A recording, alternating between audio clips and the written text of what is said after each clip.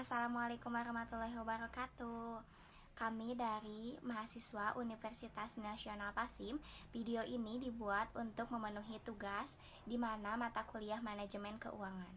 Dosen pengampunya yaitu Ibu Wala Erni SEMM.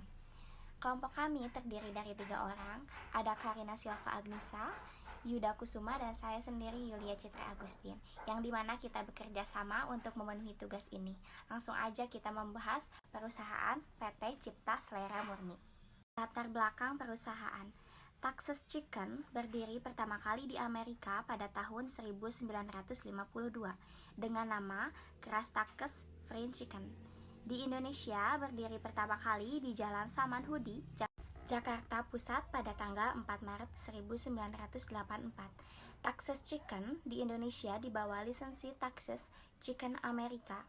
Keras Texas Fried Chicken berubah nama menjadi America Favorite Chicken dengan mempunyai beberapa anak perusahaan yang tersebar di seluruh dunia. Texas Chicken yang ada di Indonesia sekarang sudah mempunyai 60 store tersebar di seluruh kota besar seperti Medan, Pekanbaru, Padang, Palembang, Serang, Jabotabek, Bandung, Yogyakarta, Solo, Surabaya, Pontianak, Balikpapan, Banjarmasin, dan Makassar. Texas Chicken Indonesia adalah pemegang franchise dari Amerika yaitu PT Cipta Selera Murni berpusat di Jalan Cikini Raya nomor 60 AH Jakarta Pusat. Sebagai perusahaan yang terbentuk PT perseroan terbatas, maka pemilikan sahamnya terdiri dari beberapa orang yang disebut dengan Dewan Komisaris.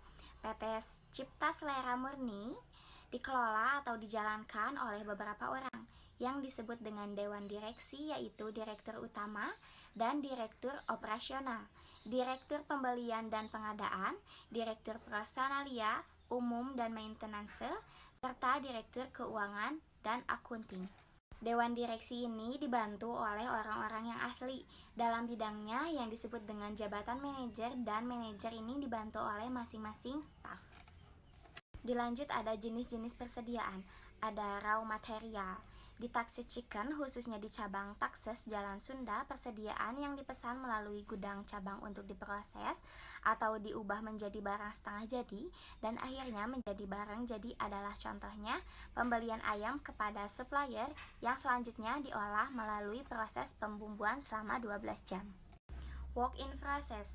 Setelah proses pembumbuan ayam selama 12 jam, langkah selanjutnya adalah pemasakan ayam. Proses pemasakan ayam selama 15 menit dalam stove atau kompor yang bersuhu 13 Fahrenheit, lalu ayam disiap untuk dijual kepada tamu. Dan selanjutnya ada finishes good.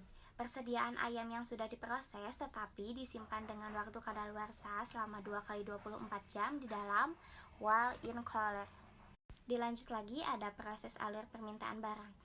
Sebelum proses permintaan barang, manajer harus terlebih dahulu mengecek stok persediaan barang yang ada di store atau stok of name barang. Selanjutnya menentukan jumlah pemesanan barang yang didasarkan tren penjualan di periode sebelumnya. Yang kesatu itu ada manager store. Di dalam manager store itu membuat permintaan from gudang ke gudang cabang. Poin kedua ada gudang cabang. Gudang cabang pengadaan atau cabang menerima form order dari manajer langsung, lalu menyiapkan jumlah produk yang diminta dan dikirimkan kepada store yang bersangkutan dan membuat tanda terima berupa barang bukti keluar. Yang ketiganya ada serah terima dengan manajer. Lalu produk yang dikirim langsung diterima manajer store dan dicek kelengkapan produk apakah sesuai dengan form order yang diminta atau yang dibuat. Proses penerimaan barang. Ada 3 langkah utama dalam ordering atau receiving yang harus dijalankan, yaitu 1. Menentukan jumlah produk untuk pemesanan atau estimasi pemesanan yang jumlahnya dapat dari hasil perhitungan rata-rata pemakaian barang setiap hari, setiap minggu, dan setiap bulan. 2. Menghubungi bagian gudang cabang untuk menyediakan produk yang dipesan melalui metode yang diperlukan via online by email. Orderan dihitung 2 kali per minggu. 3. Menerima dan menyimpan orderan. Barang yang diterima wajib diperiksa atau diperhatikan saat penerimaan adalah 1. Jumlah atau quantity. bila barang tersebut dalam satuan unit atau pitch. 2. Berat atau timbangan bila barang tersebut dalam satuan timbangan. Yang ketiganya, tanggal kadaluarsa bila barang tersebut dalam satuan kemasan. Yang keempat, temperatur atau suhu bila barang tersebut dalam kondisi dingin. Yang kelima, kemasan atau pembungkus bila barang tersebut dalam bentuk kemasan.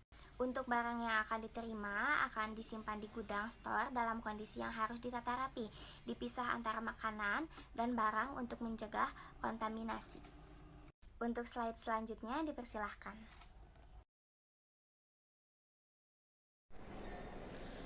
Berikut data stok gudang PT Cipta Selera Murni franchise holder of Texas Chicken Indonesia. Data stok barang gudang dan estimasi orderan barang gudang Juni tahun 2021. Nama barangnya Battery Mix. Pemakaian rata-rata per bulannya 29, bumbu spicy rice. Pemakaian rata-rata per bulannya 23, kaldu ayam atau chicken shop stock 5, mentega blue band-nya 1, sweet mayonnaise 4, chicken 1932, carrot atau wortel 24, sambal Texas Sale 5618, chicken chunk 1131, sambal Texas Sale 238, chicken pari 63, gulai 15, diamond topping coklat 21, cucumber atau ketimun 16. Order barang ke gudang cabang minggu ke-1, minggu ke-2, dan minggu ke-4. Bisa kita lihat di tabelnya. Oke, selanjutnya ke forecast penjualan bulan Juli tahun 2021. Bisa kita lihat dari menu Great Deals, Family and Friends, Pak Eko, estimasi penjualan. Dari estimasi penjualan bulan Juli 2021, minggu ke-1, yang jumlah estimasi penjualannya yaitu 130.244 juta. Minggu kedua, jumlah estimasi penjualannya 86.794.500. Minggu ketiga, jumlah estimasi penjualannya 86.794.500. Minggu keempat, estimasi penjualan totalnya yaitu 130.244.000. Fungsi forecasting yang ke-1 untuk estimasi penjualan, menentukan perkiraan jumlah persediaan barang dan produk agar mengetahui ketersediaan barang dan menjaga barang supaya tidak kurang dan berlebihnya stok. Yang kedua, mencegah uang mengendap. Yang ketiga, mencegah barang rusak. Dan yang keempat, meminimalisir kerugian. Selanjutnya yaitu biaya penyimpanan atau carrying cost. PT Cipta Selera Murni melakukan pemesanan sebanyak 96 kali per tahun sebanyak 1.410 pemesanan ayam seharga dengan harga ayam per ekor. Harganya sebesar 28.000 dengan persentase 20%. Berapa total persediaan per tahun? A sama dengan Q dibagi 2. A sama dengan 1.410 dibagi 2 sama dengan 705. Menghitung investasi persediaan. IP sama dengan A dikali IP. IP sama dengan 705 dikali 28.000 sama dengan IP 19.740.000. Jika dalam 1 tahun dilakukan 96 kali pemesanan dalam jumlah 2 kali 705 ekor, maka rata-rata persediaan yaitu 705 dibagi 2 sama dengan 535 ekor. Menghitung carrying cost. TCC sama dengan persen CC dikali P dikali A sama dengan 20% dikali 28.000 dikali 705 sama dengan hasilnya yaitu Rp3.948.000. Jika pesanan persediaan 96 kali dalam setahun, maka total biaya pengelolaan atau pemeliharaannya adalah TCC sama dengan 20% dikali 28.000 dikali 353, yaitu TCC sama dengan 1.976.800. Perkenalkan, nama saya Karina Silva Agnisa dengan NIM 010119131123. Di sini ada materi selanjutnya yaitu biaya pemesanan atau ordering cost. Tertulis jika biaya pemesanan, pengiriman dan penerimaan PT Cipta Selera Murni adalah sebanyak Rp200.000 dengan jumlah order 96 kali dalam setahun, maka biaya total ordering cost adalah dengan rumus TOC atau total ordering cost sama dengan OC yaitu ordering cost dikali N. N di sini adalah order yang ditempatkan. Berarti OC-nya adalah Rp200.000 dikali 96 dan total ordering cost-nya adalah Rp19.200.000. Selanjutnya ada total inventory cost. Di sini ada CC. CC di sini adalah cost carrying seperti slide sebelumnya sudah dibahas, yaitu 20% dikali Rp28.000 senilai Rp56.000. Lalu di sini ada QC. Di sini QC-nya adalah Rp200.000 per pesan. Jadi seperti sudah diketahui juga Rp200.000 per pesan itu dalam setiap permintaan jumlah barang yang diorder mendapat ongkos Rp200.000 dan D-nya yaitu 1.410 ekor. Q sama dengan 2 dikali 1.410 dikali Rp200.000 dikali 20% dalam kurung 0,5. Nanti dikalikan lagi. Q-nya yaitu 564 juta dikali 20%, lalu dikali 0,5%. Q-nya ya ada, hasil dari Q-nya adalah 56.400.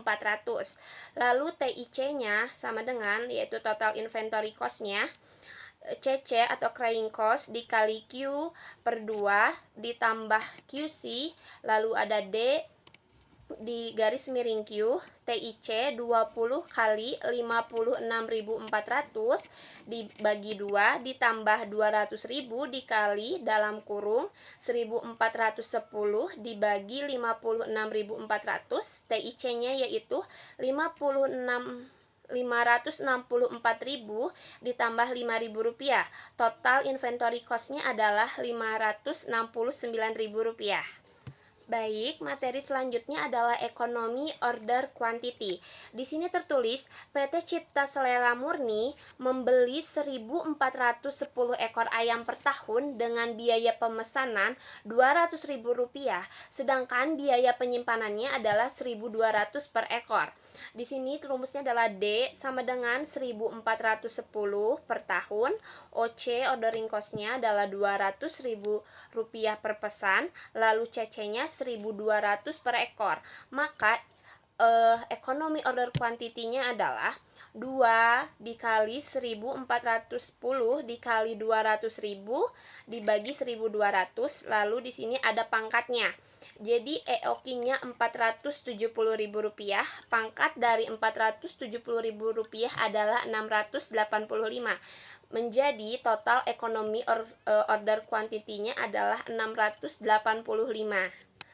Baik, di slide selanjutnya ada reorder point. Di sini tertulis PT Cipta Selera Murni setiap hari rata-rata membutuhkan 65 ekor ayam dengan safety stock sebanyak 250 ekor ayam. Kebutuhan ini diantar atau dikirim oleh gudang cabang dan dikirim 2 hari setelah pemesanan. ROP atau reorder point dengan rumus SS atau safety stock dikali D dikali LT. Di sini D adalah penggunaan bahan baku per hari dan LT adalah lead time atau waktu tunggu atau waktu tenggang. Diketahui safety stocknya adalah 250 ekor, LT-nya 2 hari, dan D-nya adalah 65 ekor. ROP-nya menjadi 250 ditambah 65 dikali 2. ROP-nya 250 ditambah 130.